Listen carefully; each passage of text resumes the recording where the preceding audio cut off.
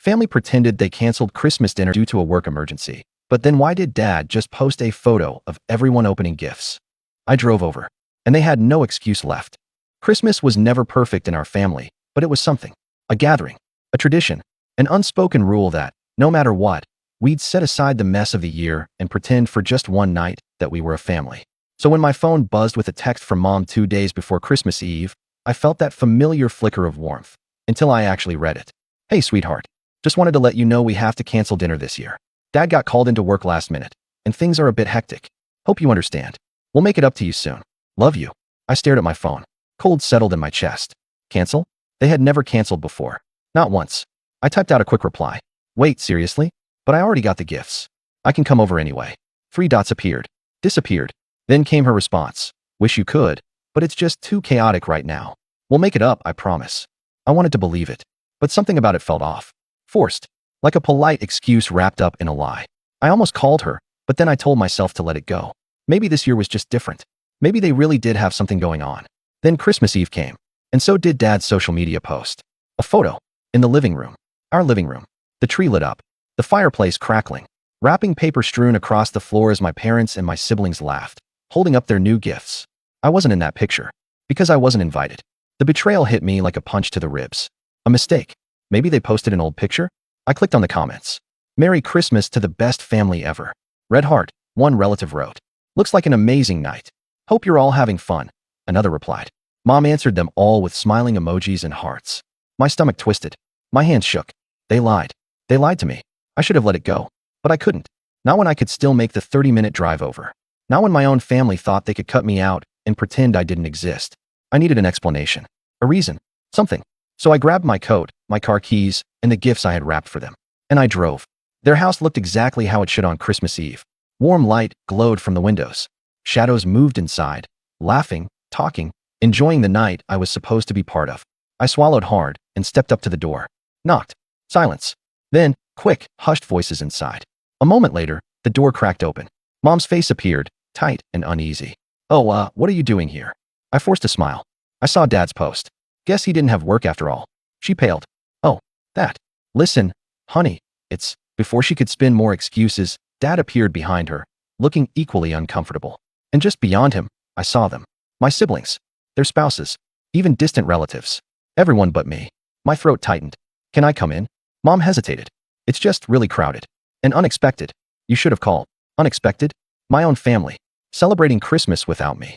As if I was a stranger knocking on their door instead of their daughter. Then a voice called from inside. Who is it? Dad sighed. Opened the door wider. Let me see the full picture. And that's when I noticed her. Sitting at the dining table. Wearing my mom's sweater.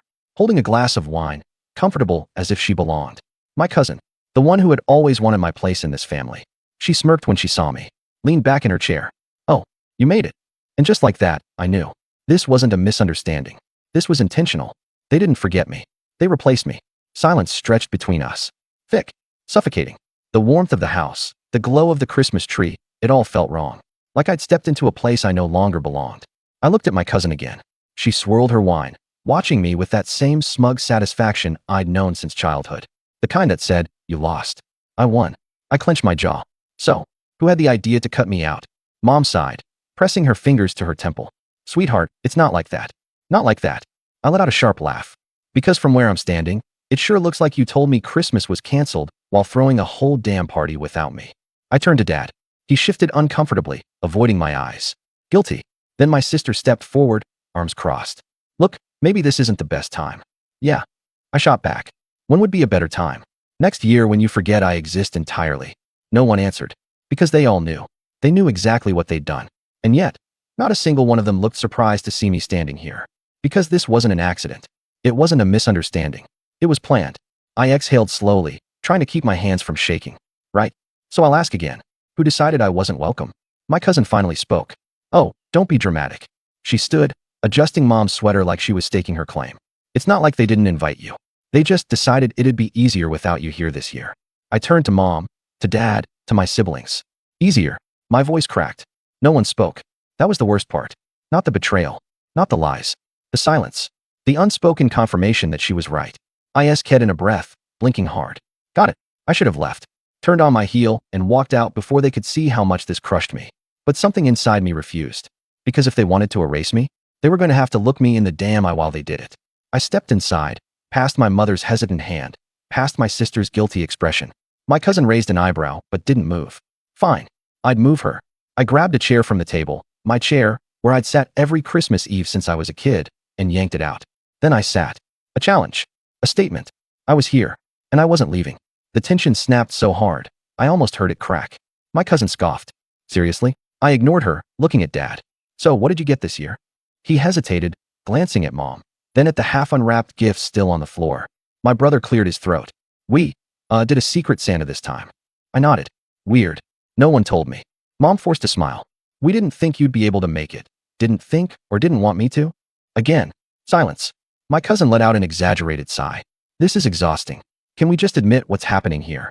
She gestured at me like I was some unwanted guest at a dinner party. You weren't invited because no one wanted the drama you always bring. The words hit me like a slap. I swallowed. Excuse me. She shrugged. Oh, come on. It's always something with you. Last year, you argued with Uncle Rob about politics. The year before that, you got upset because Mom forgot to get your favorite dessert. And let's not forget the year you left early because of your mood. My stomach twisted. I wasn't perfect, sure, but I wasn't the problem. She smirked. Face it, everyone had a much better time without you. I looked at my family, my own flesh and blood. No one denied it. Tears burned the back of my eyes, but I refused to let them fall. Instead, I let out a slow breath, pushing down the lump in my throat. Then I laughed. It wasn't light. It wasn't joyful. It was bitter. Wow, I said softly. Merry Christmas, huh? Mom reached for my hand. Sweetheart, I pulled away. Stood up. Done. I picked up my gifts, the ones I'd spent hours picking out, wrapping, caring about. Then I walked to the door.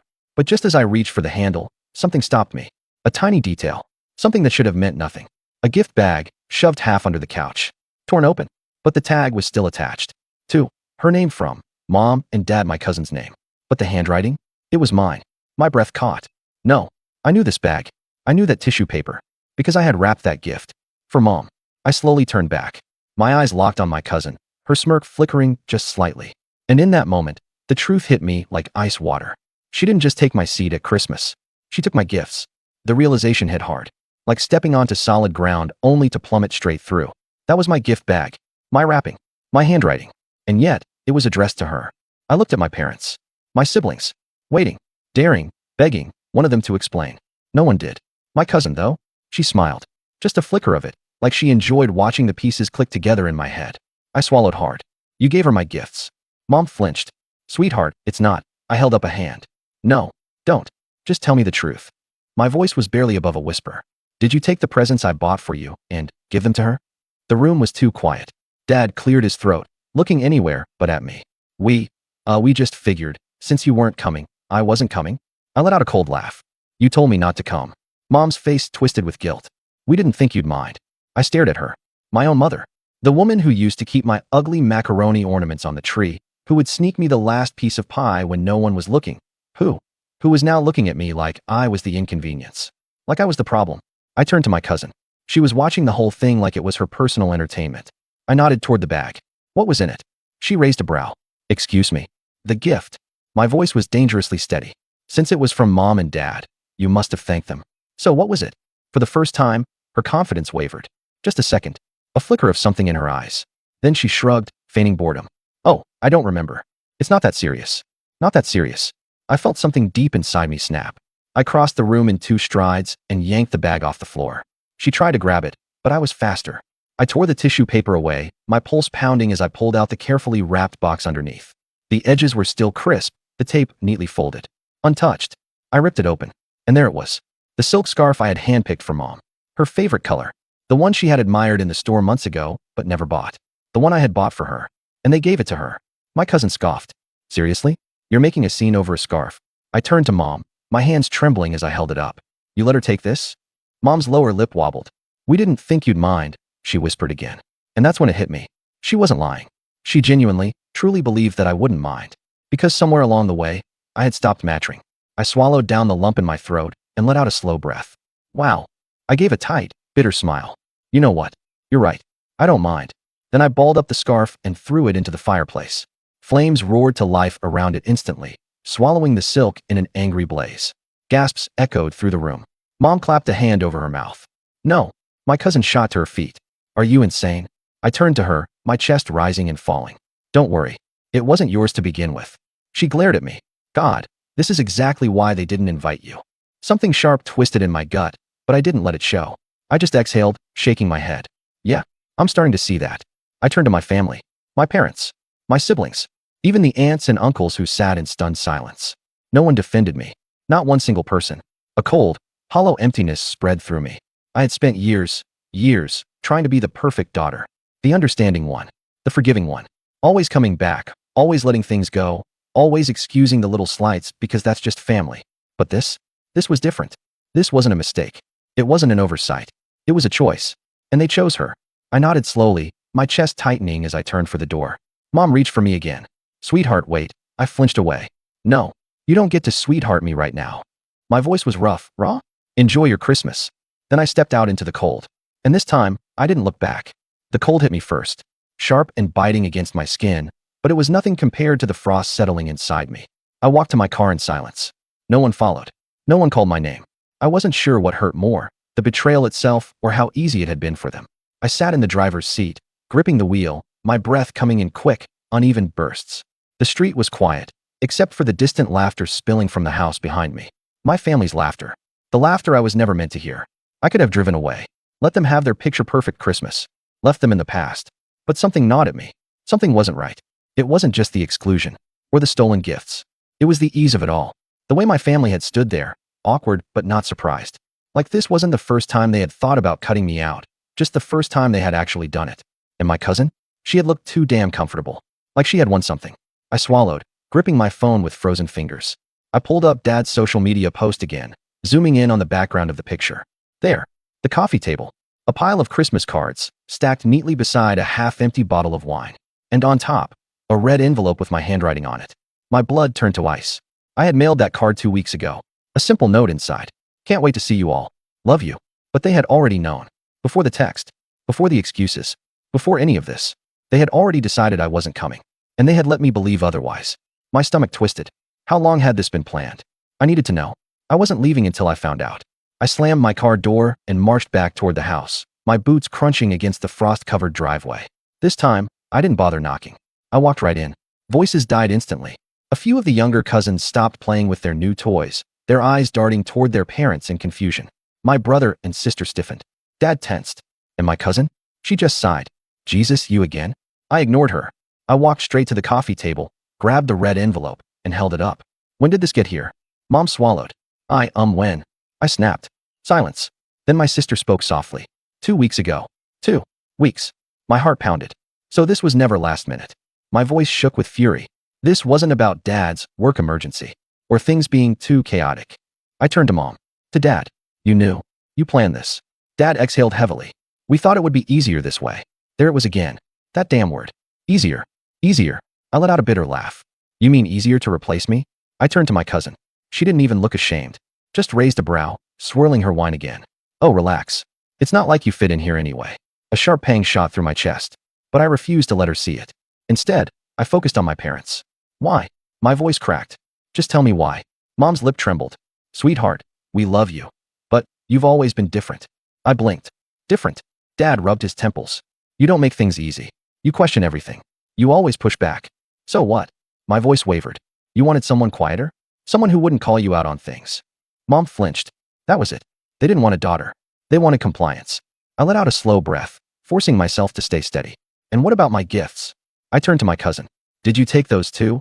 Or did they hand them over willingly? She smirked. A little of both. Rage burned through me. She had taken from me my time, my place, my family, and they had let her. I nodded slowly. Right. Then I turned and walked to the Christmas tree. Hey, what are you? My brother started, but I ignored him. I knelt down and grabbed a gift. One with my name on it. A single, lonely box. I tore it open, my hands steady despite the fire raging inside me. And when I saw what was inside, I almost laughed. A cheap coffee mug. No name on it. No personal touch. Like an afterthought. I held it up, turning to my family. This was my Christmas this year? I asked quietly. After everything? No one answered. I exhaled sharply. Then, just like I had done with the scarf, I threw the mug straight into the fireplace. It shattered instantly. Mom gasped. Someone cursed. My cousin muttered, "Oh, for God's sake." But I was already walking toward the door. This time, No one tried to stop me. Because this time, I wasn't just leaving for the night. I was leaving for good. I stepped outside, my boots crunching against the frost-covered driveway. The cold bit into my skin, but I barely felt it. My chest burned. My hands trembled. This was it. I wasn't coming back. Not for New Year's. Not for birthdays. Not for any moment they would pretend to care. They had chosen to cut me out. And I had chosen to walk away. But just as I reached my car, a voice called out behind me. Wait. I froze. It wasn't Mom. Or Dad. Or my siblings. It was her. I turned slowly. My cousin stood on the porch, arms crossed, lips curled into something between amusement and arrogance. The golden glow of the house lit up her face, but all I saw was the person who had stolen everything from me. She tilted her head. You're really leaving, huh? I stared at her. That was the plan. She sighed, shaking her head. I gotta say, I expected more fight from you. You used to be such a pain in the ass. I swallowed the lump in my throat. Yeah? Well, I learned something tonight. She raised a brow. I took a step closer, my voice quiet but firm. Fighting only works when there's something worth fighting for. Her smirk faltered. I shook my head. And you? You can have them. I gestured to the house, to the people inside who had betrayed me so easily. Enjoy playing the perfect daughter. The favorite. The replacement. I leaned in, lowering my voice. But don't forget, if they could throw me away this easily, what makes you think you're safe? Her eyes flickered. Just for a second. Then she scoffed. Yeah, well, we'll see, won't we? I didn't respond. I just turned, got into my car, and started the engine. She stayed on the porch, watching me as I pulled out of the driveway. But I didn't look at her again. I didn't look at any of them again. Because I was done. Months passed. Then a year. I didn't reach out. I didn't text. I didn't check their social media. And for a long time, they didn't reach out either. Until one day they did. A message from my sister. Then another from my brother. Something had happened. I ignored the first few texts. But when my mother finally messaged, a simple, shaking line of words, I need to talk to you. Curiosity won. I answered. And what she told me, I wasn't surprised. It turned out, my cousin wasn't quite the perfect replacement after all. She had pushed too far. Taken too much. Money. Inheritance. Everything she could get her hands on. And once my parents finally caught on, it was too late. She had bled them dry. And just like that, the golden daughter they had so eagerly chosen over me, she was gone. And now, they wanted me back. I stared at the message, my heart calm. Steady. A year ago, this would have shattered me. I would have rushed back, desperate to fix things. But now, I just set the phone down. And I let it ring.